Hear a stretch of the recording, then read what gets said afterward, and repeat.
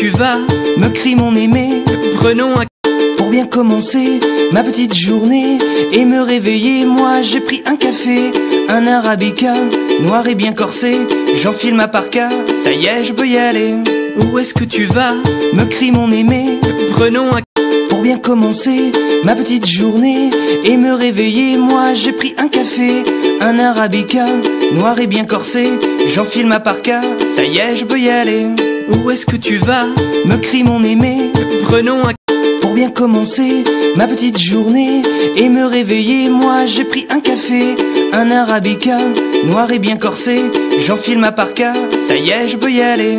Où est-ce que tu vas? Me crie mon aimé. Prenons un... Pour bien commencer ma petite journée et me réveiller, moi j'ai pris un café, un arabica, noir et bien corsé. J'enfile ma parka, ça y est, je peux y aller. Où est-ce que tu vas? Me crie mon aimé. Prenons un... Pour bien commencer ma petite journée et me réveiller, moi j'ai pris un café, un arabica, noir et bien corsé.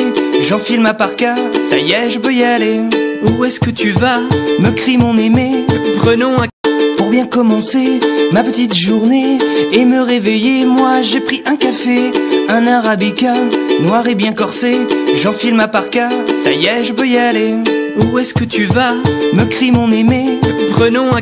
Pour bien commencer ma petite journée et me réveiller, moi j'ai pris un café, un arabica, noir et bien corsé. J'enfile ma parka, ça y est, je peux y aller. Où est-ce que tu vas? Me crie mon aimé. Prenons un...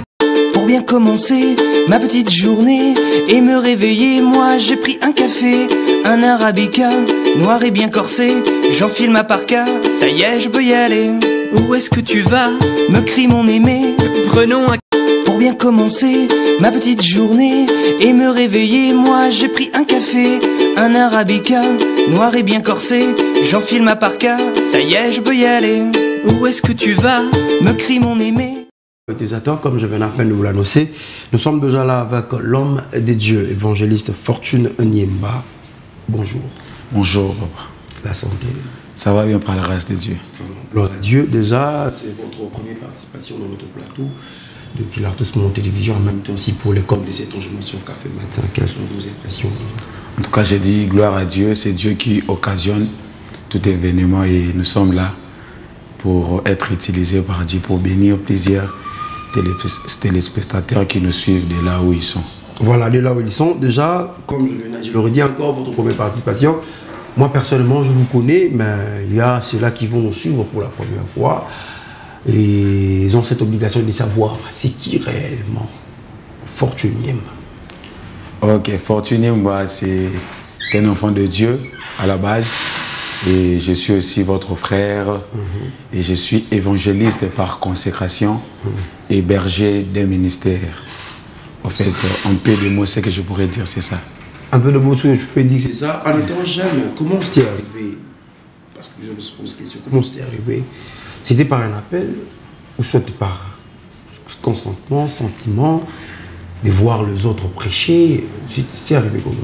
Bon, ce n'était pas arrivé parce que je vis les autres, mais c'est d'abord un appel divin que nous avons réussi. Parce que pour être dans les choses de Dieu, vous devez d'abord avoir un appel. Sans l'appel de Dieu, vous ne pouvez pas s'improviser pour devenir serviteur de Dieu. On ne s'autoproclame pas serviteur de Dieu, mais on est appelé à être serviteur de Dieu. Vous voyez, je suis né dans une famille chrétienne, mais je n'étais pas encore chrétien, vu qu'on n'est né pas chrétien, et on est païen, et on devient chrétien.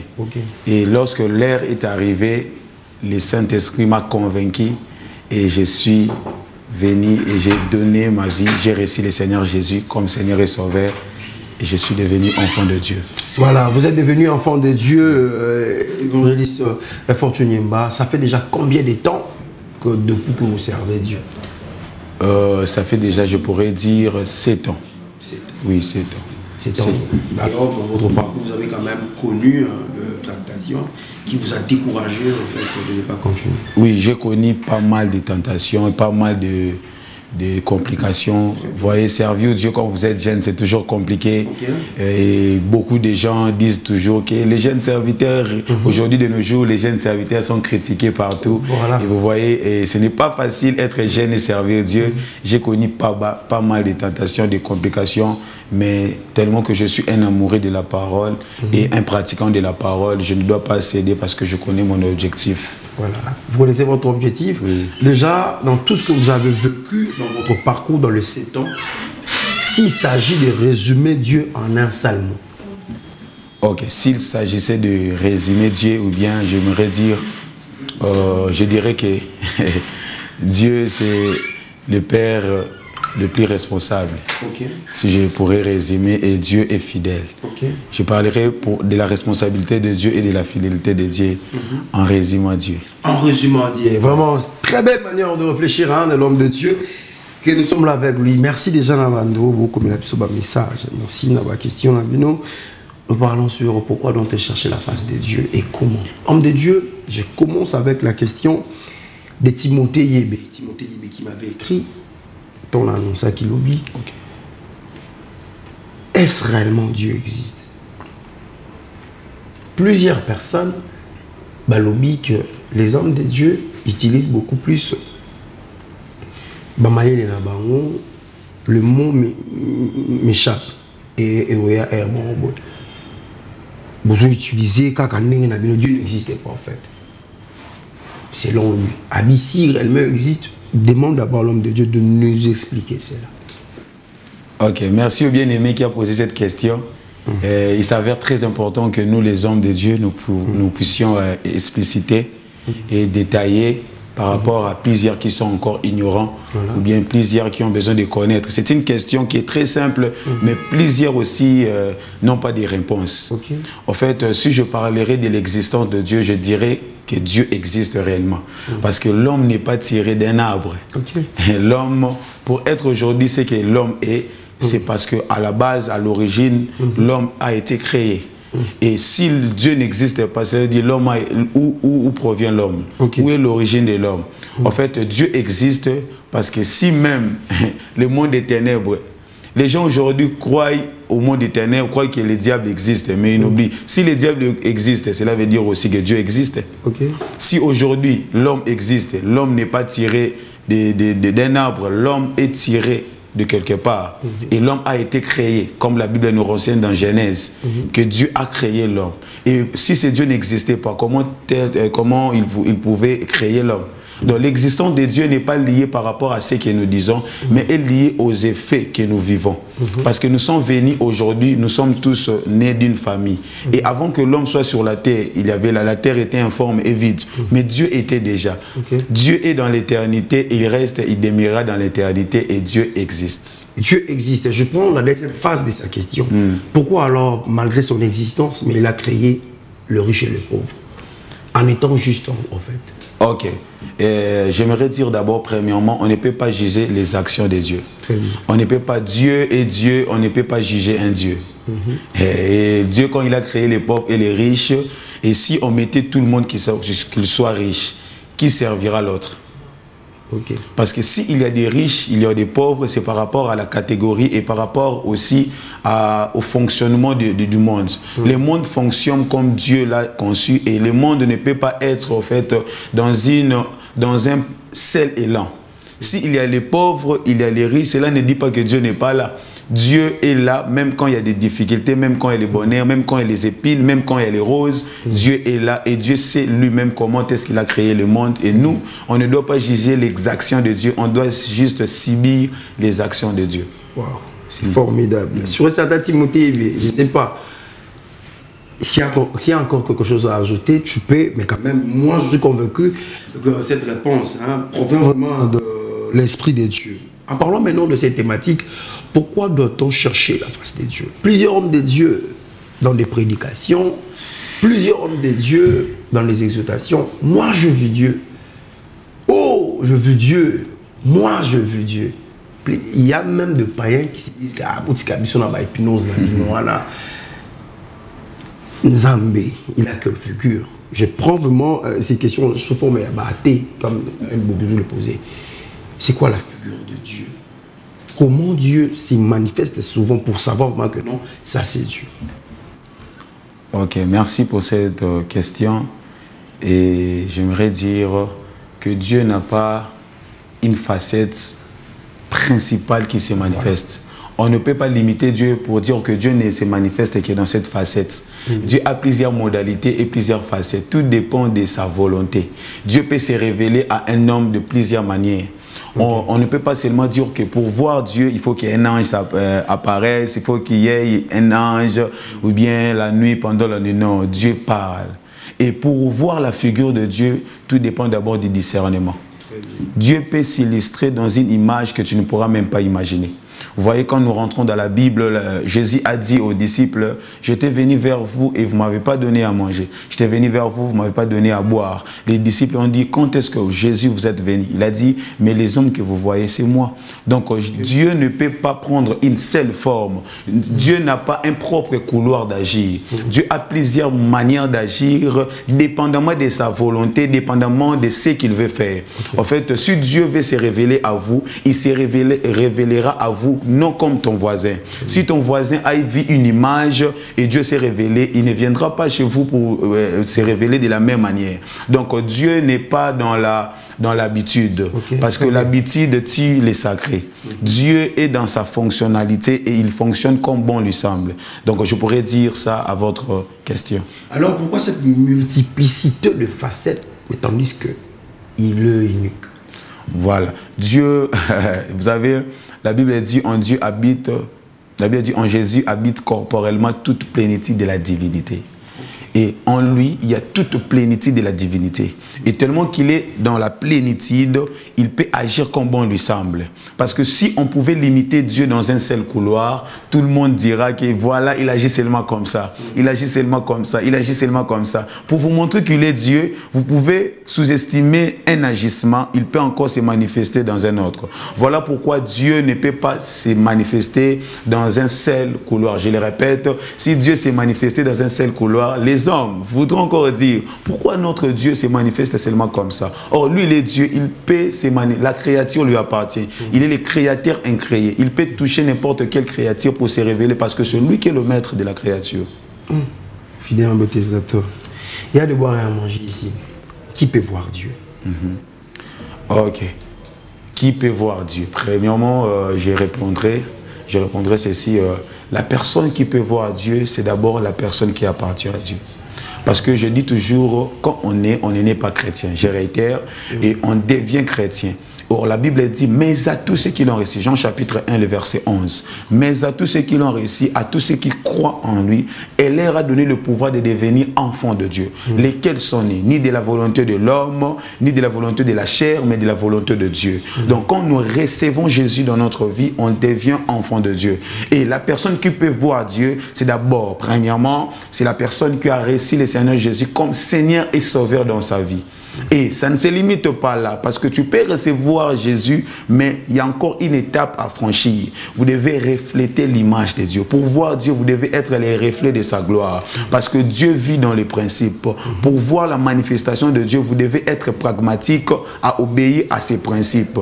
La manifestation de Dieu dépend de l'obéissance, car l'obéissance attire Dieu à se manifester. Alors, pour ces hommes de Dieu qui cherchent à illustrer la présence de Dieu, j'ai dormi, j'ai vu une robe blanche, j'ai dormi, j'ai vu de la barbe blanche. Ils sont dans le faux, ou soit c'est réellement ça, ou soit ce sont des imaginations. Ok, je ne pourrais pas les juger. Je ne sais pas comment est-ce que Dieu s'est révélé à eux, mais j'aimerais dire les gens en font un peu de trop, en fait.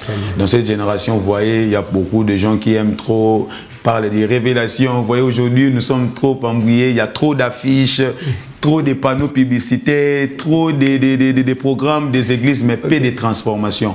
Or, tout ça ne sert à rien quand il n'y a pas de transformation. Vous voyez, lorsqu'il parle de la révélation c'est quoi? J'aimerais d'abord parler de la révélation, parce qu'aujourd'hui, il y a des jeunes serviteurs comme moi qui parlent de la révélation. J'ai eu l'image de Dieu. Il y a des thèmes compliqués. Voilà. Oh, quel genre de thème? Non. Dieu n'est pas dans la complication et Dieu est dans la simplicité. La révélation, c'est la pensée de Dieu révélée à l'homme. La révélation doit être canalisée dans la parole de Dieu. Une révélation qui n'a pas de soubassement comme la parole de Dieu n'est pas une révélation.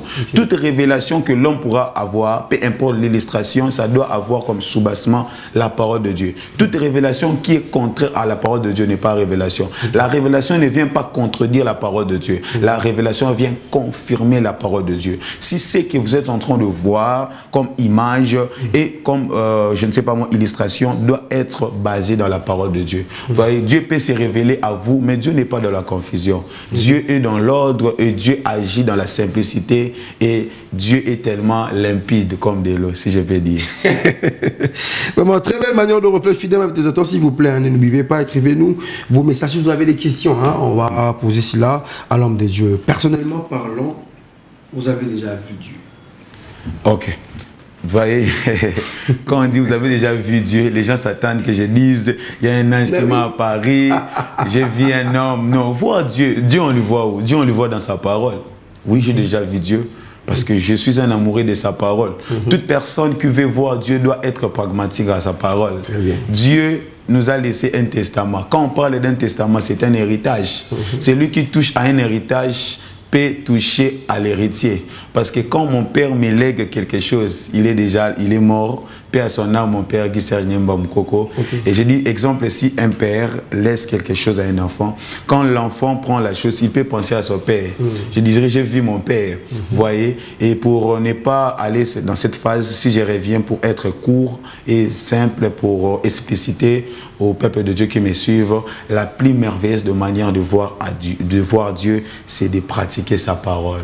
Dieu vit dans sa parole et quand tu vis dans la parole de Dieu, tu vois Dieu tous les jours. Tu vois Dieu tous les jours, homme de Dieu. Essaye un peu de nous expliquer. J'ai entendu un jour un frère prier. Zambe na sengyo, Yesu na sengyo, Yesu Zambe.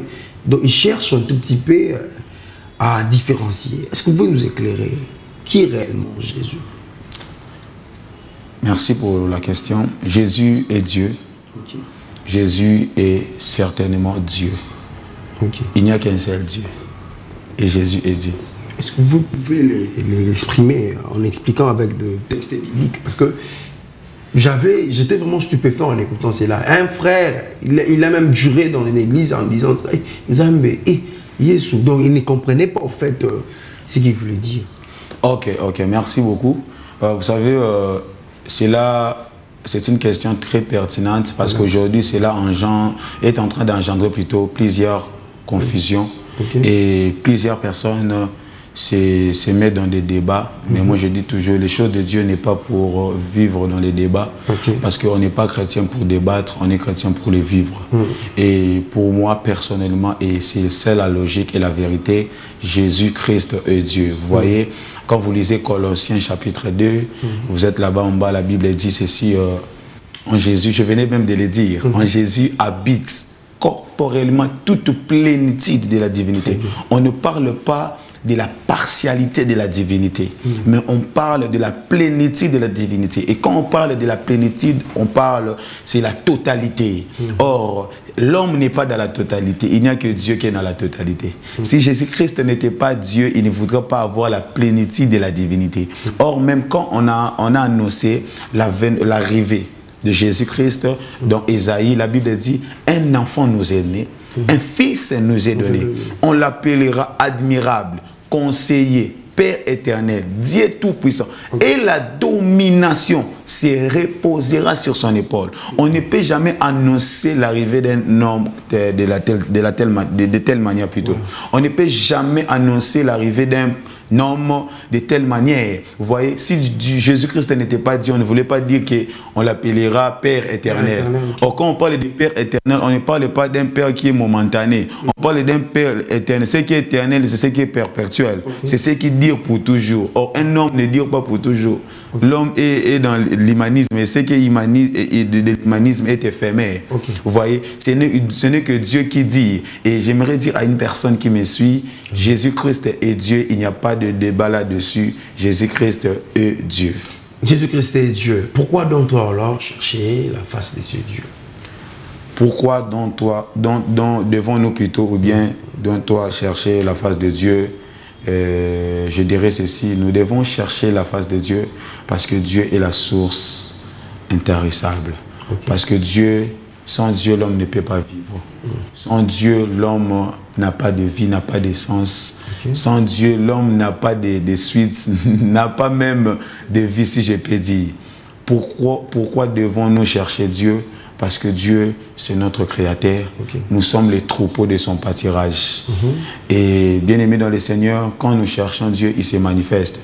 Mais vous devez savoir comment chercher Dieu. Parce que la suite de la question, c'est ça.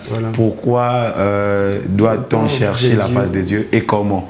Le plus important, ce n'est pas de chercher la face de Dieu. Le plus important, c'est de comment chercher la face de Dieu. Parce que celui qui cherche a un but. Et le but de celui qui cherche est de trouver. Et si vous ne savez pas le but de chercher et de trouver, vous allez chercher sans trouver. Or, Dieu ne veut pas que nous puissions le chercher seulement, nous puissions aussi le trouver. Parce que si nous lisons, Jérémie, chapitre 29, les versets 13, la Bible dit, vous me chercherez, vous me trouverez. Et on continue pour dire, si vous me cherchez de tout votre cœur, là déjà c'est la réponse. Donc vous me chercherez, vous me trouverez. Dieu ne veut pas que l'homme puisse seulement le chercher, mais le souci et la priorité de Dieu est que l'homme puisse le trouver. Vous voyez, pourquoi devons-nous chercher Dieu? Parce que Dieu, c'est lui qui est notre créateur. Nous sommes créés par lui, nous vivons pour lui et nous avons comme objectif de vivre encore dans notre éternité avec lui. Et nous devons le chercher parce que c'est lui qui peut nous protéger, c'est lui qui peut nous garder, c'est lui qui peut faire en sorte que nos pieds ne chancellent point afin que dans son avènement, nous soyons enlevés avec lui et vivre avec lui dans son royaume. Voilà, alors homme de Dieu, je vais utiliser ces patois quinois. Mais moi quand même, je ne suis pas là, mais on vit dans qui toque. Votre réaction par rapport à ça? Ma réaction par rapport à ce que vous venez de dire, je dirais que les gens se trompent. Les gens croient qu'en Jésus, il n'y a pas de vie. Vous savez, Jésus n'a... Au lieu que Satan, tu fais passer ton temps. Au lieu de travailler, moi, on a envie, on en a bien. Mais ils m'ont pris un bébé, ok. Vous savez, être en Jésus n'annule pas le travail, premièrement. Être en Jésus n'annule pas le fait de chercher, le fait de travailler, le fait d'étudier, le fait de faire ce qui est juste. Vous savez, aujourd'hui, les gens se trompent. Les gens croient qu'en Dieu, il n'y a pas d'argent, il n'y a pas... Or que l'or et l'argent appartiennent à Dieu.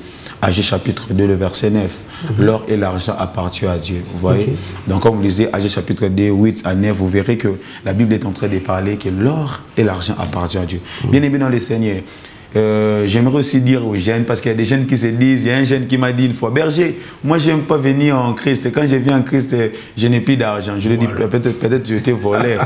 Peut-être tu étais volé parce qu'il n'y a rien qui change. Or, c'est Dieu qui bénit. La Bible dit, c'est la bénédiction de l'Éternel qui enrichit et elle ne se fait suivre d'aucun chagrin. Il y a deux bénédictions. Il n'y a pas que la bénédiction de Dieu. Il y a plusieurs bénédictions. Mais la Bible dit il n'y a que la bénédiction de l'Éternel qui enrichit. Le diable peut te bénir, mais tu ne peux pas être enrichi. Ce n'est pas toute bénédiction qui enrichit. Tu peux avoir la bénédiction, mais tu n'es pas enrichi. Et la bénédiction de Dieu se poursuit avec une protection.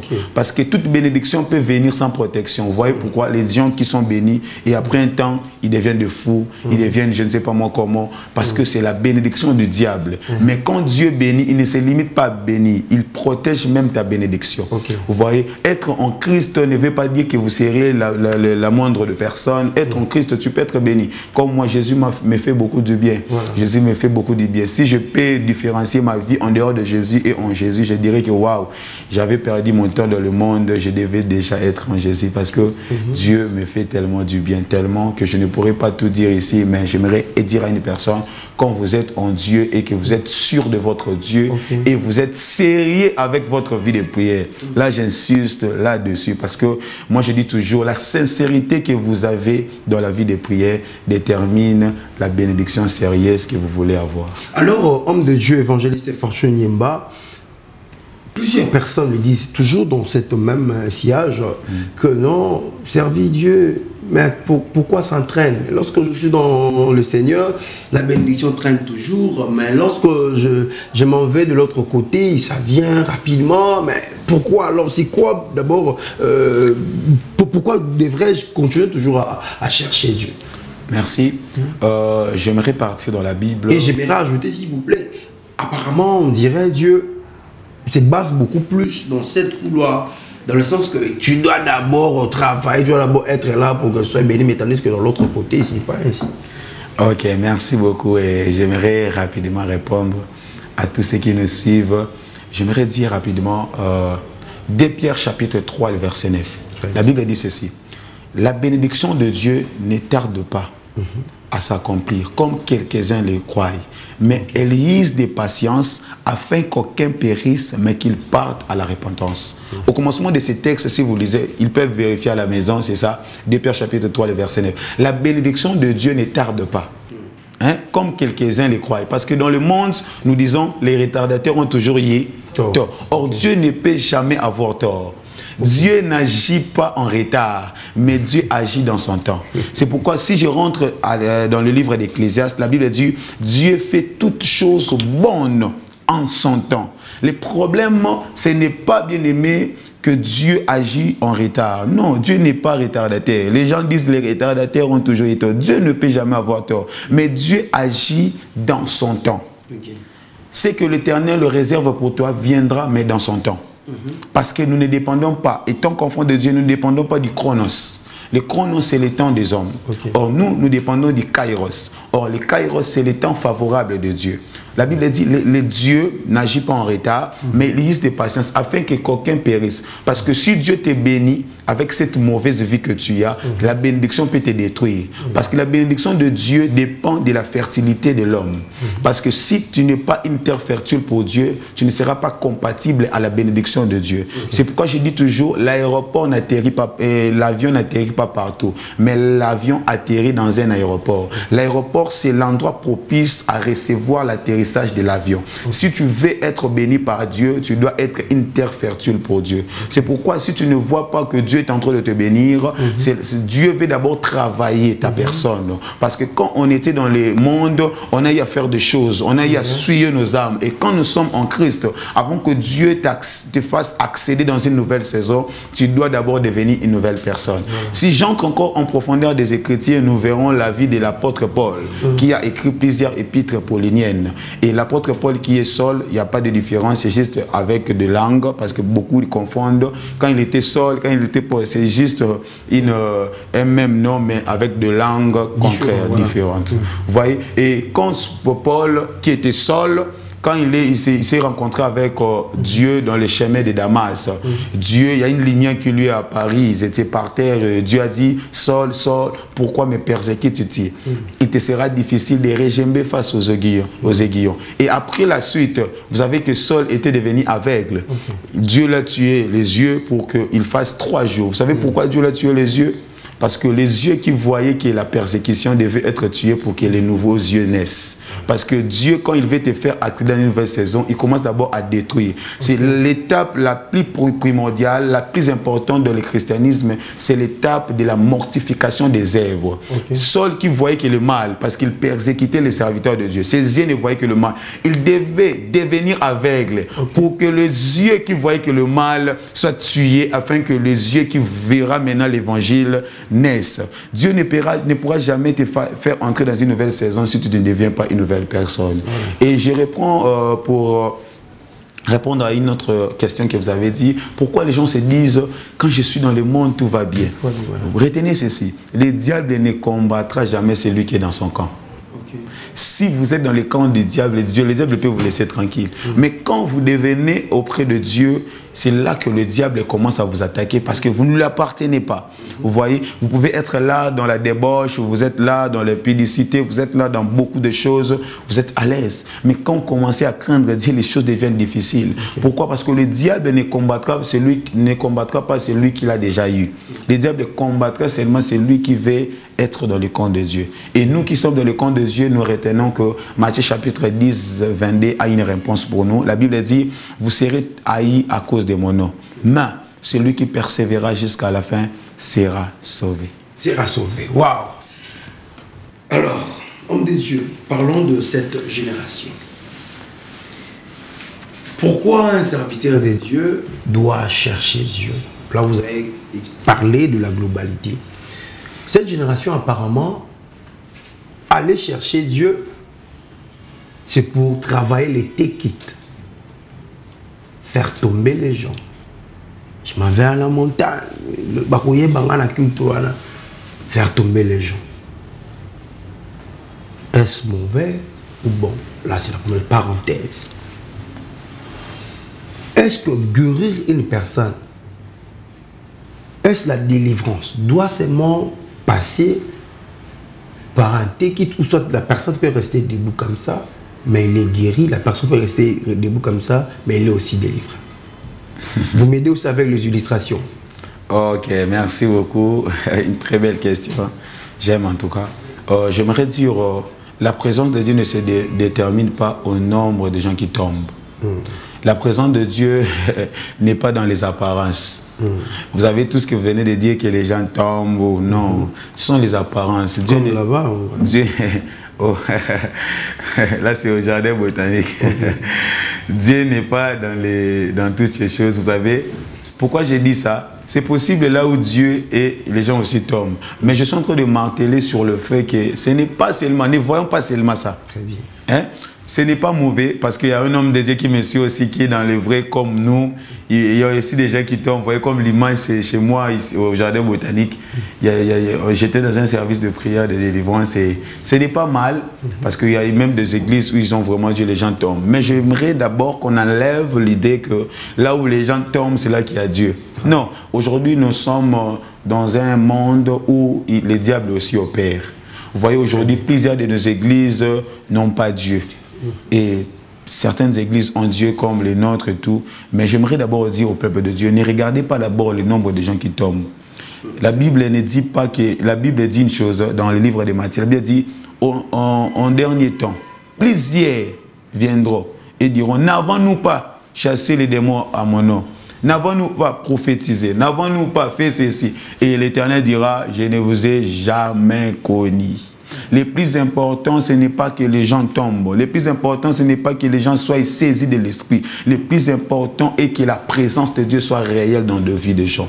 Vous savez, si je peux venir dans Luc chapitre 8, le verset 43, l'histoire de la femme à la perte de sang. La femme à la perte de sang, lorsqu'elle est venue toucher Jésus, ce n'est pas la femme à la perte de sang qui avait senti, c'était Jésus qui avait senti. Okay. Le plus important, ce n'est pas que je sente, c'est Jésus qui chante, sente plutôt. C'est le trône de Dieu qui doit être touché, ce n'est pas seulement moi. Même quand moi je ne sens rien, mais si le trône de Dieu est touché pour ma cause, j'aurai la solution que je suis en train de souhaiter. Plusieurs veulent qu'elle soit touchée. Quand la présence de Dieu, il faut pleurer, il faut faire...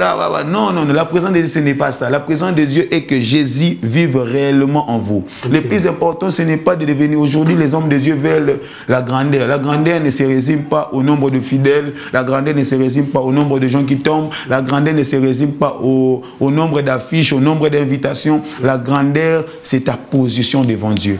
Parce que Jean-Baptiste ne faisait pas de prophéties, ne faisait pas de miracles, des choses. Mais la Bible dit, Jean-Baptiste était grand devant Dieu. Le plus important, ce n'est pas être grand devant les hommes. Le plus important, c'est être grand devant Dieu. Si je suis grand devant Dieu, cela est la priorité de ma vie et je ne m'occuperai pas de la position que j'occupe dans le monde. Même si le monde ne me connaît pas, même si les gens ne me connaissent pas, mais le plus important est que Jésus me connaisse. Wow. Alors, homme de Dieu, permettez-moi de vous poser toutes ces questions parce que j'ai besoin d'enlever quelque chose dans la tête des enfants des dieux, soit de païens qui nous regardent à ce moment. Alors, pourquoi la majeure partie de ces gens qui tombent dans l'église, c'est toujours les femmes, mais tandis qu'il y a aussi les hommes? Parenthèse, je prends une question venant de la rue. Photo, caméraman ensemble. Vous répondez à ça. Ok. Que je commence d'abord avec la dernière chose que venait de dire, caméraman. Lorsque ça descend, c'est toujours les autres personnes, mais pas. Je vais parler à Lingala. C'est pas un problème. Caméraman, vous savez, j'aimerais d'abord dire aux gens, les choses spirituelles se basent dans la concentration. Très bien. Là, c'est très important, il faut le savoir. Même chez les féticheurs, il te dira il faut être concentré. Même dans l'occultisme, il faut être concentré. Ce n'est pas le fait que tu sois à l'église que tu peux tout recevoir. Mais Dieu ne vit pas à l'église, Dieu vit dans le cœur. Dieu vit dans la concentration que nous avons. Tu peux être à l'église, hein, mais tu sors aussi main vide, sans rien recevoir, parce que tu n'es pas concentré. Et les caméramans ne sont pas concentrés. Ils sont là en train de faire le travail. Et ils servent Dieu par rapport à ce qu'il faut. Ils ne sont pas concentrés. C'est rare, je dirais c'est rare. Et les gens disent, non, ils ne sont pas concentrés. Papa, la présence de Dieu a besoin que vous puissiez être concentrés pour avoir des choses. Et les femmes, ce sont que les femmes qui tombent. Moi, je suis contre ces gens qui disent, moi, dans mon ministère, j'ai vu beaucoup d'hommes tomber, j'ai déjà vu plusieurs d'hommes tomber, j'ai déjà vu des gens tomber. Pourquoi les gens disent c'est mal les femmes? Vous savez, vous devez comprendre la sensibilité de l'homme et de la femme est différente. Très bien. La femme est plus sensible que l'homme. Et les choses de l'esprit viennent aussi par rapport à la sensibilité. Vous savez, les femmes sont trop sensibles. Et c'est facile par rapport à la disponibilité ou bien à la sensibilité d'un homme d'être touché par Dieu. Et la femme, elle est trop sensible. Je ne sais pas si quelqu'un peut me contredire que l'homme est plus sensible que la femme. Non. La femme est plus sensible que l'homme. Et la présence de Dieu a aussi besoin de la sensibilité. Je ne dis pas que c'est obligatoire. Non. Mais pour répondre à la question, je dirais ça dépend aussi de la sensibilité, mais les hommes aussi tombent. Voilà, les hommes aussi tombent. Avant de passer à autre chose, une précision par rapport à cela. Est-ce qu'une personne peut être guérie sans tomber, être délivrée aussi sans tomber? Oui, une personne peut être délivrée, guérie. Une personne peut vivre un miracle authentique sans même qu'il puisse tomber, sans même qu'il puisse faire des gestes en étant calme, assis sur sa chaise ou bien en étant debout. Le miracle peut passer. Le miracle de Dieu n'a pas de conditions. Le miracle de Dieu ne travaille pas comme les hommes le veulent. Voilà. Le miracle de Dieu vient dans le moment où même l'homme ne peut pas calculer, l'homme ne peut pas planifier. C'est là que Dieu agit. Le culte ne se détermine pas là où il y a la sonorisation du clavériste, là où vous sentez que c'est ça la présence de Dieu. Non, la présence de Dieu n'est pas dans les émotions. La présence de Dieu n'est pas dans les émotions. La présence de Dieu n'est pas dans les apparences. Il peut y avoir un tam-tam, il peut y avoir quelque chose, mais Dieu peut passer et Dieu peut donner gloire à son propre nom. Voilà, Dieu peut donner gloire à son propre nom. Finalement, rapidement, avant que je rentre vers l'homme de Dieu, j'ai des amis. Je suis un serviteur de Dieu aussi également. J'ai des amis, il y a des bouddhistes, j'ai des amis au Péguenon, il y a une famille dans mon Maïkari. Par rapport à la question, j'aimerais s'attacher rapidement vers l'homme de Dieu pour parler de la concentration dans la lobby. Mon ami a dit que même des voyage en extase, on a na fandi na fandi boué na tombouami likolo tout comme ça. Ils allaient à TPK ka télémiga maman peka mon boué pour voter. Non, ça demande aussi que aux attend au fandi au bandi au saba blona mon baboa qui au kota bi au sera blona appel OK. Attends même d'autres choses, j'ai pas même plus loin au voyage à Strat tout comme ça. Ils allaient à TPK au fandi ka non.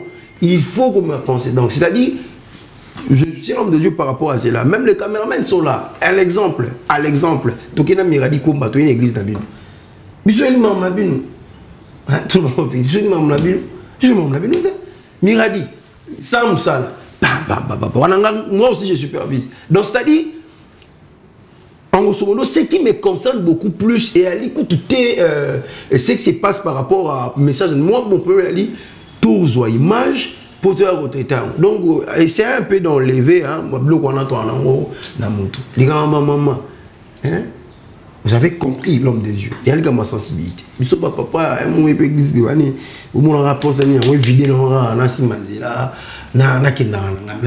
beaucoup plus attaché à la présence d'un homme. Mais l'homme de Dieu a insisté, ce n'est pas seulement ça.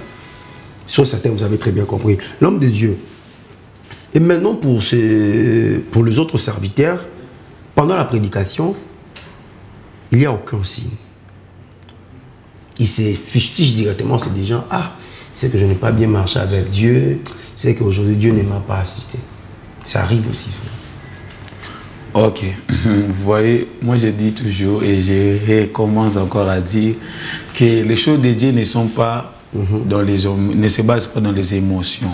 Vous voyez, on peut être là, je prêche, il n'y a aucune personne qui est venue sceller. Il n'y a pas eu des gens qui ont crié. Le plus important, ce n'est pas que les gens t'applaudissent.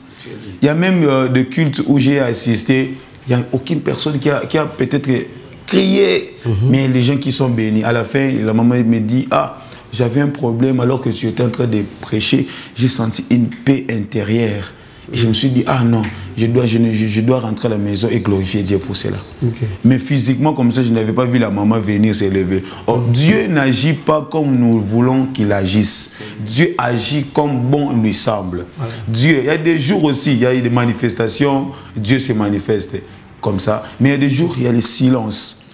Et Dieu aussi se manifeste. Donc Dieu n'agit pas dans un propre couloir. J'aimerais dire aux hommes de Dieu, ne cherchons pas la gloire des hommes. Cherchons d'abord l'intérêt de Dieu. Visons d'abord l'intérêt de Dieu. Toi, fais ce que Dieu t'a dit de faire et laisse Dieu. Parce que l'homme ne peut pas gagner l'homme. L'homme ne fait que la part. C'est le Saint-Esprit, le communicateur indispensable de la grâce qui convainc les âmes à venir vers Jésus. Voilà, homme de Dieu, pouvez-nous nous préciser? Plusieurs personnes se posent des questions. Ils cherchent à donner le parallélisme qui est entre le miracle et les prodiges. S'il y a un parallélisme là-dessus, vous pouvez l'expliquer. Ok, les miracles et les prodiges, c'est très différent. Mais c'est un peu, je pourrais dire, c'est un peu similaire, mais c'est aussi très différent. Vous voyez, le miracle, c'est quelque chose d'inattendu. Voilà. Quelque chose d'inattendu. Les prodiges, c'est quelque chose qui attire une grande admiration. Le miracle aussi peut attirer une admiration, mais le prodige attire... Il faut lui dire qu'on a un peu l'émission. Une grande admiration. Dis-lui qu'on a un peu l'émission. Les prodiges attirent une grande admiration. Le miracle aussi, ça attire une admiration, mais le prodige est au-dessus du miracle. C'est un peu ça la seule différence. Alors, l'homme de Dieu, est-ce que ça dépend du niveau? Parce que plusieurs personnes se disent que non, le miracle, tu peux le faire, mais les signes prodiges, il te faut une certaine dimension élevée pour exercer cela. Ou soit Dieu peut faire à tout celui qu'il veut. Ok. Il y a une chose que j'aimerais dire. Il y a des miracles que Dieu prévoit, mais il y a des miracles aussi que l'homme peut déclencher. Vous voyez, quand Élie a dit qu'il n'y aura plus de pluie, ce n'était pas le projet de Dieu, mais c'était par rapport à l'intimité qu'Élie avait. Il y a des miracles que le ciel libère. Il y a aussi des miracles que l'homme peut provoquer. Vous voyez, Dieu n'avait pas prévu dans son calendrier qu'il y ait de pluie. Mais Élie a dit, sinon à ma parole. Là maintenant s'engage l'intimité de l'homme à Dieu. Donc tout dépend de l'intimité que l'homme est en train de maintenir avec le Seigneur. C'est just wonderful. Fidèles téléspectateurs, je vais d'abord vous laisser suivre la vidéo de l'homme de Dieu parmi ces campagnes plutôt courtes parce qu'on a deuxième phase. Il y a une émission comment et pourquoi moi-même j'ajoute cela maintenant. Avant de ça, tu me balances les deux vidéos qu'on a pour l'homme de Dieu. Nous en revenons après. Il a plus de lui ce qu'il a aujourd'hui. Cher peuple de Dieu, accueillons sur ce podium l'homme de Dieu, l'évangéliste de Dieu, l'évangéliste on a qui l'évangéliste, on a qui l'évangéliste de Dieu, on a qui l'évangéliste de Dieu.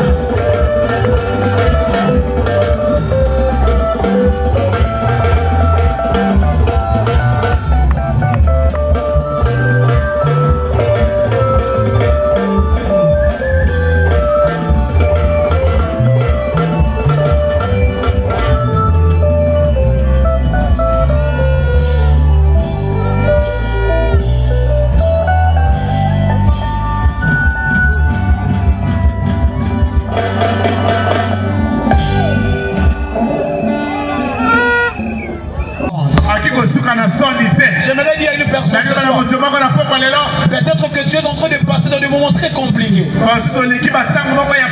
Peut-être que tu n'arrives pas à digérer ces instants. Et d'ailleurs, plus loin, tu n'arrives pas à comprendre ces situations. Mais j'aimerais dire à une personne, prends les choses que tu ne comprends pas.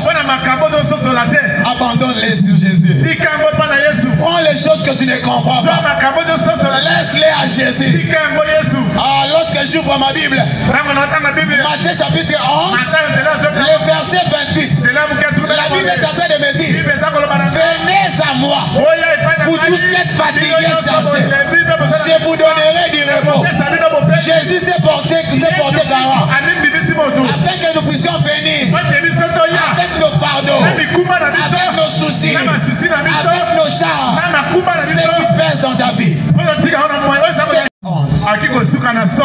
J'aimerais dire à une personne ce soir, peut-être que tu es en train de passer dans des moments très compliqués.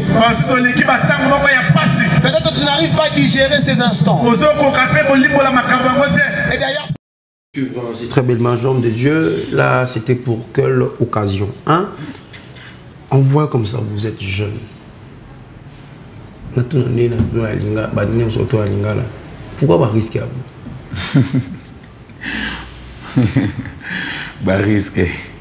Ils avaient risqué de rassembler les gens comme ça, faire la location de podium, tout comme ça. Qu'est-ce qui vous motive? Qu'est-ce qui est caché là-dessus?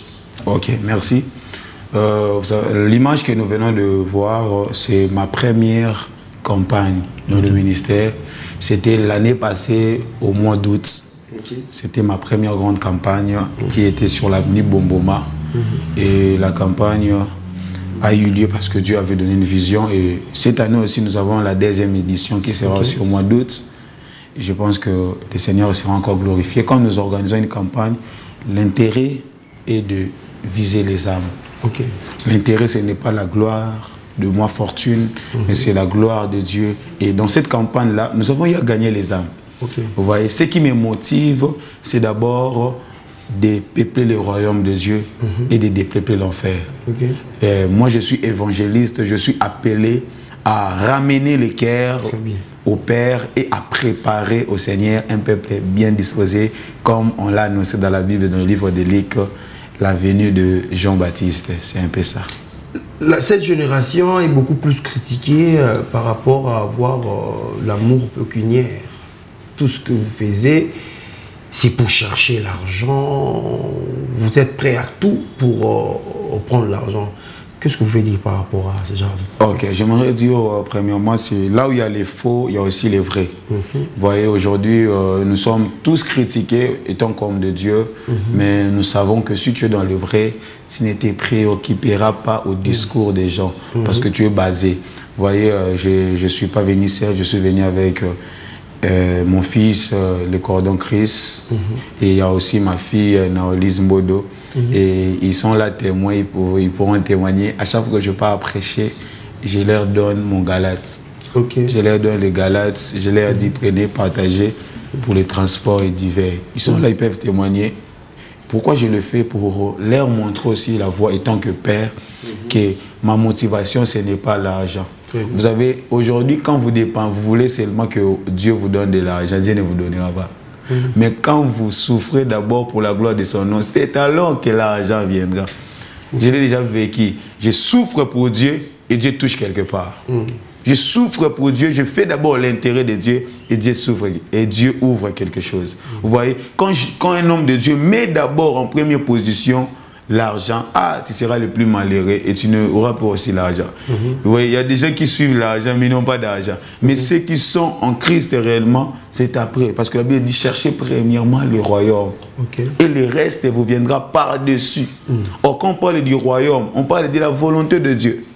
Vous voyez, donc ce n'est pas tout homme de Dieu qui recherche l'argent. Oui, la Bible dit l'argent répond à tout, l'argent viendra, mais ce n'est pas derrière les âmes qu'on doit se motiver pour dire je sers Dieu pour l'argent. Non, nous ne servons pas Dieu pour notre ventre, nous servons Dieu pour viser ses intérêts. Pour viser ses intérêts, l'Église a un vrai corps, tu attends cela? Oui, j'attends, j'écoute. Que les gens disent, église, ça fait quoi? Je me souviens bien avec l'église, il va dire Gablo. Voilà. Dit Gablo et tout. Je me dis, waouh.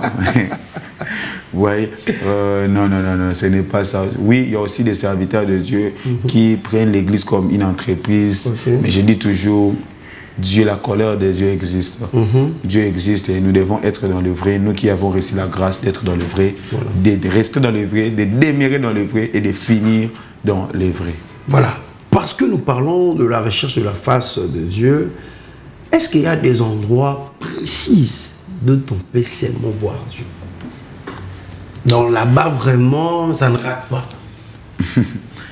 Je dirais oui. Je dirais oui, mais écoutez, je vais justifier ma réponse. Il y a un endroit qui est précis pour l'homme de voir Dieu. C'est de disposer son cœur. L'endroit précis, c'est de disposer dans le cœur. La Bible dit, garde ton cœur, garde ton cœur plus que toute autre chose. C'est de là qu'il y a ton trésor. Le cœur de l'homme est la montagne où nous devons chercher Dieu. Le cœur de l'homme est l'église parfaite où Dieu peut se manifester. Si je peux répondre, j'ai dit oui, les gens se sont posés des questions. Il a dit oui, il croyait que je dirais la montagne de Manguengue, la montagne de Maluku, de Badara. Même aussi personnellement. La vraie montagne où vous devez monter, c'est le cœur. Si vous disposez votre cœur et vous déracinez, vous délogez tout ce qui est contraire de Dieu dans votre cœur et vous ramenez, installez tout ce qui est bon dans votre cœur, Dieu va se manifester. Dieu va se manifester. Alors maintenant, tous, ils commencent à vivre cela, c'est un nouveau fléau. Pourquoi les gens préfèrent beaucoup plus aller maintenant prier dans le jardin botanique? Je prends cette question et je vous pose. Apparemment, ce n'est plus Manguengue, Lizila, tout comme ça. Plusieurs personnes, j'ai toujours là-bas, jardin botanique. Parce que Dieu veut se révéler dans les arbres comme il a apparu à Moïse, ou c'est quoi? Wow. En tout cas, vous avez... Merci. Nous faisons aussi des prières au jardin botanique. Mais ce n'est pas tout le monde qui vient au jardin botanique. Parce que si c'était tout le monde là-bas, ça ne voulait pas contenir la ville de Kinshasa. Vous voyez, il y a même des gens qui ne connaissent pas les jardins botaniques. Il y a même quelqu'un qui nous suit peut-être qui se dit, les jardins botaniques, c'est où? Vous voyez, et nous faisons des activités au jardin botanique par rapport à la vision de Dieu. Mais si...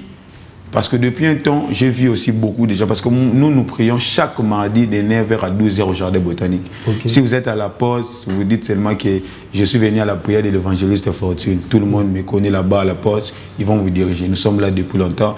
Mais il y a aussi des gens qui sont venus, il y a aussi des serviteurs de Dieu. Il y a des gens qui étaient à la montagne de l'intendance qui sont venus. La réponse que je disais, c'est par rapport au climat sécuritaire. Ce n'est pas d'abord par rapport aux choses spirituelles. C'est d'abord par rapport au climat. Parce qu'à la montagne de l'intendance, il n'y a plus des activités là-bas vu qu'on avait fermé à cause de l'insécurité. Et dans d'autres montagnes, vu la situation sécuritaire de notre pays, les gens ne préfèrent pas d'aller loin de la ville que d'être là-bas. Il y a tout le monde, on te voit prier, à la fin vous sortez. Vu que là-bas au jardin botanique, personne dort là-bas. On finit les activités à 18h, à 17h et les gens peuvent rentrer chez eux. Voilà. Alors, homme de Dieu, par rapport à la situation sécuritaire de la République démocratique du Congo, quelle est votre analyse? Nous servons un Dieu puissant, nous servons un Dieu qui peut tout, mais comment ce Dieu-là permet en sorte que nous croupissons avec cette situation? Quelle est votre analyse par rapport à cela? Et avant de commencer, je salue d'abord nos bien-aimés de l'Est. En tout cas, nous sommes des cœurs avec eux. Mais si je peux dire pourquoi toutes ces choses nous arrivent, c'est parce que nous sommes un peuple choisi de Dieu. Parce que nous sommes un peuple choisi de Dieu que ces choses nous arrivent. Le diable ne combat pas celui qui n'a rien. Le diable combat celui qui a quelque chose. Si notre pays est combattu, c'est parce que notre pays a quelque chose. Mais j'ai suivi récemment le ministre de la Défense, de la Justice, son Excellence Constant Moutamba. Il a dit, il était dans une église, il a dit, la plus grande armée, c'est l'armée céleste. J'ai aimé, en tout cas que Dieu le bénisse. C'est Dieu qui va nous défendre, c'est Dieu qui est notre défenseur. Ce que nous devons faire, et tant que citoyens, premièrement, devons prier pour la nation. Le Dieu qui connaît le Congo ne laissera pas le Congo faillir parce qu'il peut se souvenir aux bienfaits des hommes et des enfants qui sont au Congo. Voilà. Alors, homme de Dieu, sur certains, vous n'êtes pas de cette génération, mais parce que vous êtes homme de Dieu, cette manière de nous constater, ça nous colle dans la peau, en fait. Ça, nous amène à l'église, tout comme ça. Et c'est un peu, quelle est votre analyse par rapport à ces dires-là? Vous n'êtes pas de cette génération, mais quand vous attendez, c'est là souvent, en étant un homme de Dieu aussi. Bon, franchement, quand j'entends cela, je ne dis rien. Parce que je dis toujours, pourquoi les gens peuvent dire que les hommes de Dieu ont tué? Et d'ailleurs, ce pays n'est pas mort. Hein, ce pays n'est pas mort. Moi, je suis contre ça. Ce pays n'est pas mort, ce pays vit. Mais si je peux dire, s'il y a des gens qui ont amené ce pays jusqu'au niveau, au stade où nous sommes, je dirais que ce n'est pas les hommes de Dieu. Il n'y a aucun homme de Dieu qui dirige le pays. Le pays a ses dirigeants, le pays a sa gouvernance. Il y a des gens qui gouvernent ce pays. Et quand quelque chose ne marche pas à la maison, on ne dira pas c'est à cause de ma petite sœur, c'est à cause de mon petit frère. On dira c'est à cause du père ou bien de la mère. Là, j'aimerais répondre d'abord aux gens qui disent pourquoi les hommes de Dieu? Il y a de ces dirigeants, il y a pas mal de gens qui dirigent. Et ce pays ne va pas mal. Ce pays, quoi que nous sommes en train de subir des choses, mais croyons à la positivité que Dieu peut faire quelque chose. Que Dieu peut faire quelque chose. Pourquoi donc-on chercher la face de Dieu et comment? Il y a ceux-là qui sont désespérés, qui nous ont suivis aujourd'hui, que le message que vous pouvez lancer à eux, plusieurs personnes aussi, ils cherchent Dieu. Selon lui, il s'est dit que non, mais depuis que je suis ici, Dieu ne veut pas se révéler. Quelle est la stratégie que tu peux encore lui donner, soit que les conseils que tu peux encore lui donner pour que le vivre réellement la gloire et la présence des dieux dans sa vie. Ok. Bien-aimé dans le Seigneur, pour toute personne qui est désespérée actuellement, qui se dit je suis en train de prier, il n'y a pas d'exaucement, parce que ces questions retentissent dans les cœurs de plusieurs téléspectateurs qui nous suivent. Ils se posent des questions que Dieu ne se révèle pas. J'aimerais dire à une personne, même si Dieu est silencieux, crois qu'il n'est pas absent.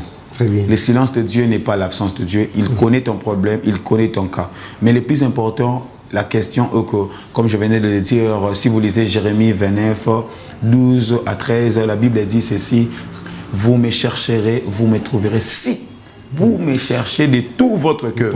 Très bien. Quand vous ne voyez pas la solution, vous devez revoir votre formule. Parce que c'est la formule qui mène à la solution. Est-ce que vous êtes vraiment dans votre cœur? Est-ce que vous êtes vraiment sûr de Dieu? Est-ce que vous pratiquez la parole de Dieu? Est-ce que Dieu est content de ce que vous faites? Si Dieu est content de ce que vous faites, rassurez-vous qu'il ne vous abandonnera pas. Il n'y a aucune personne qui a compté sur Dieu et fini dans la honte. Il n'y a aucune personne. David est en train de dire, j'étais jeune, j'ai vieilli, je n'ai pas vu un juste être abandonné, ni sa postérité mendier du pain. Et la Bible dit dans Hébreux chapitre 6, le verset disent, Dieu n'est pas injuste pour oublier votre travail. Tout ce que vous faites de Dieu, les sacrifices, les efforts, tout ce que vous en direz, Dieu le voit et Dieu au bon moment, je précise, au bon moment, Dieu viendra intervenir car la Bible dit, Dieu n'est pas injuste. Et David dit encore, dans Psaume 46, il dit, l'Éternel est bon, il est le secours qui ne manque jamais dans la détresse. Rassurez-vous que Dieu vous voit et Dieu fera. Rassurez-vous sur certains fidèles méthodisateurs. Alors, homme de Dieu, s'il y a ces gens qui voudront vous contacter, qu'est-ce qu'ils peuvent faire? Et le ministère, vous pouvez nous donner le nom et de vos plateformes aussi également, pour que vous ayez quand même l'idée. Hein, parce qu'il y a plusieurs personnes qui sont peut-être séduits par votre manière de parler, qui seront prêts peut-être à se rallier. Ok, merci. Nous sommes le ministère Rassemblement des Mahombistes, en sigle RAM. Nous sommes un ministère non assis et bientôt nous serons un ministère assis parce que nous n'évoluons pas selon ce que nous voulons, mais par rapport à la mouvance de l'esprit. Et donc très bientôt nous aurons le culte inaugural pour relancer nos cultes de dimanche soir. Mais pour l'instant, nous prions chaque mardi de 9h à 12h au jardin botanique, voire le marché Zando. Donc si vous êtes à la porte, vous vous dites plutôt que je suis venu à la prière de l'évangéliste Fortune. Et chaque vendredi, nous avons nuit de prière au siège du ministère qui est sur l'avenue Djolou, numéro 51, entre la direction Gambela et Chaba, dans la commune de Kasavubu, voir l'avenir sport. Nous sommes là chaque vendredi, même ce vendredi, nous avons un grand programme que l'on sache que tu es Dieu, un moment prophétique de prière. Donc venez et nous sommes là et donc très bientôt, nous allons ouvrir les portes pour nos cultes de chaque dimanche. Alors, le contact si possible. Hein, oui, pour ceux qui nous suivent, je suis l'évangéliste Fortuny Yemba. Mon numéro c'est plus de 143 85 44 25 418. Plus de 143 85 44 25 418. Sur Facebook, vous tapez évangéliste Fortuny Yemba. Je suis là, écrivez-moi, je vais vous répondre. Voilà, on arrive à la fin de Dieu. Ok. Alors, merci d'être là, d'honorer encore une fois plus notre invitation. Merci beaucoup, le plaisir est réel. Voilà, merci. Nous sommes arrivés à la fin, fidèles et humbles téléspectateurs, mais quand même, hein, homme de Dieu, il a été accompagné. Il y a aussi des gens qui me suivent en scène, mais moi, homme de Dieu, c'est une obligation. Tu bien les rochers, ma banga. Vraiment. Rapidement, j'ai dit d'abord merci à ma fille Naolis qui est là, Naolis Mbodo, les cordons Chris Kondé. Merci à tous mes fils et toutes mes filles. Et je salue Papa Jax, je salue la sœur Bénédicte Ndandou depuis France. Je salue ma mère Nelly Babé Kekailou, mon frère Trigano Niemba, Sabri Niemba, Elvé Niemba, toute la famille Niemba, pourquoi pas Ingrid Niemba. Et je salue aussi tous les membres de notre ministère. Je vous aime beaucoup. Maman Gypsy t'es là, toute la famille t'es là, en tout cas, que l'Éternel Dieu vous bénisse. Voilà, que l'Éternel Dieu vous bénisse, hein, vraiment, rapidement, voilà, c'est ça. Parce que l'homme de Dieu avait parlé de la sensibilité. Quand l'homme de Dieu parlait sur le plateau, non, lise vraiment sensible. Mais Chris Koutouko, ah, c'est qu'on est à l'aise. Qu'est-ce que c'est à l'aise? Mais c'est non, lise. Voilà. Vraiment fidèlement avec les auteurs, ça a été toujours comme ça. Nous sommes là chaque jour, de lundi au vendredi. Aujourd'hui, nous avons reçu l'homme des yeux, l'évangéliste Fortuny Yemba. Si vous n'êtes pas là-dessus, vous savez de quelle manière nous prenons nos invités de haute facture pour chercher à réfléchir par rapport à toutes nos thématiques. Pourquoi doit-on chercher la face de Dieu et comment? Vous avez eu vos réponses. Je dis merci à cette grande équipe technique qui m'ont accompagné. Je vois comme ça, Aaron Bissao,